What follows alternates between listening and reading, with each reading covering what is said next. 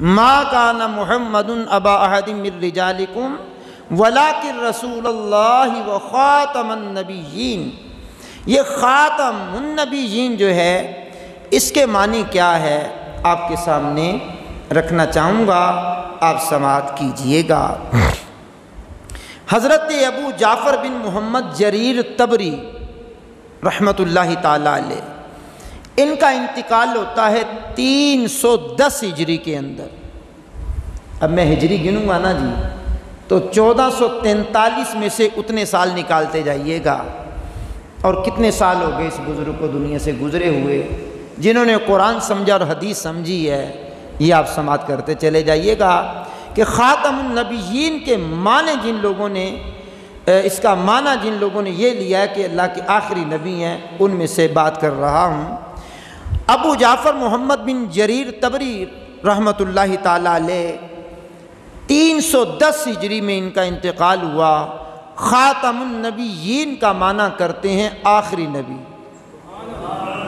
Okay جناب۔ Number 2، ابو الحسن علی بن محمد بغدادی ماوردی رحمۃ اللہ تعالی علیہ، جن کا انتقال ہوا 450 ہجری کے اندر۔ خاتم النبیین کا معنی بیان کرتے ہیں اللہ کے آخری نبی۔ ٹھیک، اب یہ صدیوں پرانی بات بتا رہا ہوں آپ کو، اگلی بات سماعت کیجئے گا۔ ابو الحسن علی بن احمد واحدی نشاپوری شافعی رحمۃ اللہ تعالی علیہ، ان کا انتقال ہوتا ہے 468 ہجری میں۔ خاتم النبیین کا معنی کرتے ہیں آخری نبی۔ کیا بات، کیا بات۔ اگلی بات سنیے گا۔ ابو المظفر منصور بن محمد المروزی سمعانی شافعی رحمۃ اللہ تعالی علیہ، ان کا انتقال ہوتا ہے 489 ہجری میں۔ 489 ہجری میں۔ خاتم النبیین کا معنی بیان کرتے ہیں آخری نبی۔ محی السنہ ابو محمد حسین بن مسعود بغوی رحمۃ اللہ تعالی علیہ، ان کا انتقال ہوتا ہے 510 ہجری کے اندر، چل رہی ہے 1443 ہجری، 510 ہجری کے اندر ان کا انتقال ہوتا ہے۔ خاتم النبیین کا معنی بیان کرتے ہیں اللہ کے آخری نبی۔ آج اس دور میں کیوں نہیں سمجھ آتا کسی کو؟ اس دور میں پڑھے لکھے کہلانے والے لوگ اس پر کلام عجیب و غریب کیوں کر رہے ہیں؟ آگے چلیے میں بتاتا ہوں۔ ابو محمد عبد الحق بن غالب اندلسی محاربی، ان کا انتقال ہوتا ہے 542 ہجری میں۔ خاتم النبیین کا معنی کرتے ہیں آخری نبی۔ کیا بات، کیا بات۔ آگے چلیے۔ سلطان العلماء ابو محمد عز الدین عبدالعزیز بن عبدالسلام سلمی دمشقی، ان کا انتقال ہوتا ہے 660 ہجری میں۔ خاتم النبیین کا معنی کرتے ہیں آخری نبی۔ اب خاتم کے معنی میں تبدیلی کی جا رہی ہے نا، خاتم کے معنی میں اپنی آراء کو دخل لیا جا رہا ہے نا، خاتم کی عجیب و غریب قسم کے معنی بیان کیے جا رہے ہیں نا۔ آگے چلیے۔ اللہ اکبر۔ ناصر الدین ابو سعید عبداللہ بن عمر شیرازی بیضاوی، ان کا انتقال ہوتا ہے 685 ہجری میں۔ 685 ہجری میں۔ خاتم النبیین کا معنی کرتے ہیں آخری نبی۔ کیا بات ہے، کیا بات ہے۔ اونچی آواز میں بولیے گا سبحان اللہ۔ آخری نبی۔ آگے چلیے جناب۔ ابو البرکات عبداللہ بن احمد نصفی، ان کا انتقال ہوتا ہے جناب والا 710 ہجری کے اندر۔ خاتم النبیین کا معنی کرتے ہیں آخری نبی۔ اللہ اکبر۔ ناصر الدین ابو سعید عبداللہ بن عمر شیرازی کا بتا چکا، ان کے بعد علامہ ابو البرکات عبداللہ بن احمد نصفی کا بتا چکا۔ اب سنیے ابو القاسم محمد بن احمد بن محمد الکلبی غرناطی رحمۃ اللہ تعالی علیہ، ان کا انتقال ہوتا ہے 741 ہجری کے اندر۔ خاتم النبیین کا معنی کرتے ہیں آخری نبی۔ سبحان اللہ سبحان اللہ۔ ابو عبداللہ محمد بن عرفہ ورغمی مالکی ان کا انتقال ہوتا ہے 803 ہجری کے اندر، 1443 ہجری چل رہی ہے، 803 ہجری کے اندر ان کا انتقال ہوتا ہے۔ خاتم النبیین کا معنی کرتے ہیں آخری نبی۔ سبحان اللہ۔ جلال الدین محمد بن احمد محلی ان کا انتقال ہوتا ہے 864 ہجری کے اندر۔ خاتم النبیین کا معنی کرتے ہیں اللہ کے آخری نبی۔ آگے چلیے۔ ابو سعود العمادی محمد بن مصطفیٰ ان کا انتقال ہوتا ہے 982 ہجری کے اندر۔ یہ بیان کرتے ہیں خاتم النبیین کا معنی بیان کرتے ہیں اللہ کے آخری نبی۔ اب میں نے یہ آپ کو قدیم تفاسیر کے مفسرین، علماء، محققین جو میں نے آپ کے سامنے بیان کیے، یہ سارے قدیم ہیں، ان میں جدید کوئی نہیں ہے، سارے قدیم ہیں، اور ان سب نے خاتم النبیین کا معنی بیان کیا اللہ کے آخری نبی۔ آخری نبی حضور تاجدار عرب و عجم صلی اللہ تعالیٰ علیہ وآلہ وسلم اللہ کریم کے آخری نبی ہیں۔ آپ کے بعد نبوت کا دروازہ بند ہے، آپ کے بعد کائنات عالم میں کوئی نبی آ نہیں سکتا۔ یہ ہمارا عقیدہ ہے۔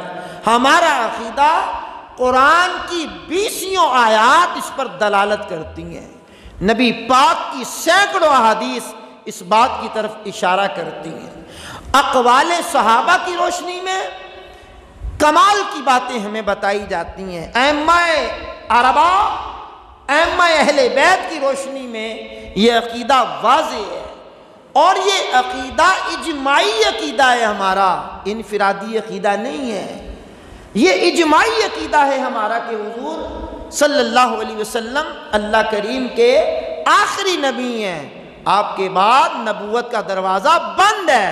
جس طرح اللہ کو وحدہ لا شریک ماننا ضروری ہے، اسی طرح حضور کو اللہ کا آخری نبی ماننا بھی ضروری ہے، اور جو حضور کے آخری نبی ہونے کا ذرہ برابر بھی انکار کرے وہ دائرہ اسلام سے بندہ خارج ہے، اور جو حضور کے بعد اعلان نبوت کرے اور کوئی اس سے دلیل مانگے کہ آپ دلیل دو کہ آپ نبی ہیں، دلیل مانگنے والا بھی دائرہ اسلام سے خارج ہے، کہ اسے شک تو ہے نا کہیں کہ ہو سکتا ہے یہ نبی ہو، تو نہیں میرے عزیز، میرے کرم فرما، میرے دوست، ما کان محمد ابا احد من رجالکم ولکن رسول اللہ و خاتم النبیین، محمد تمہارے مردوں میں کسی کے باپ نہیں، وہ تو اللہ کے رسول ہے اور اس کے آخری نبی ہیں۔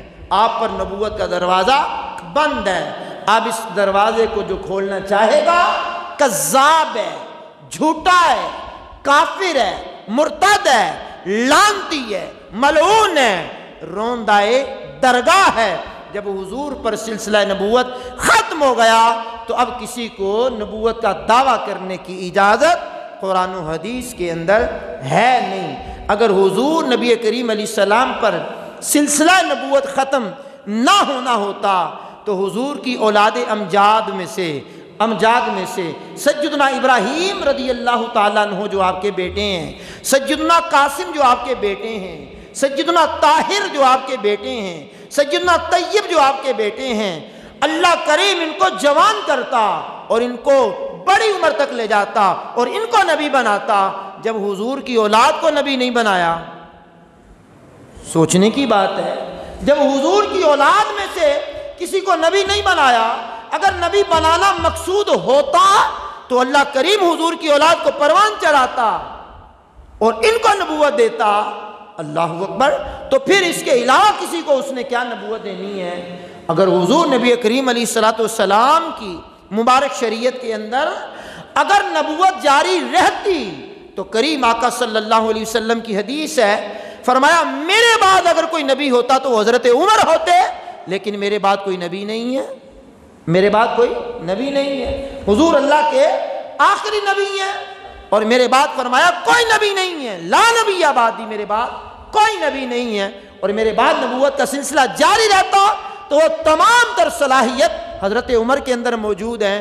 جب حضرت عمر نے نبی ہونے کا دعویٰ نہیں کیا، جب حضرت عمر نے نبی ہونے کا دعویٰ نہیں کیا تو قادیان سے یہ دجال نکلا، قادیان سے آنکھ کا کانا نکلا، قادیان کا یہ مرتد نکلا جس کا نام مرزا غلام احمد قادیانی ہے۔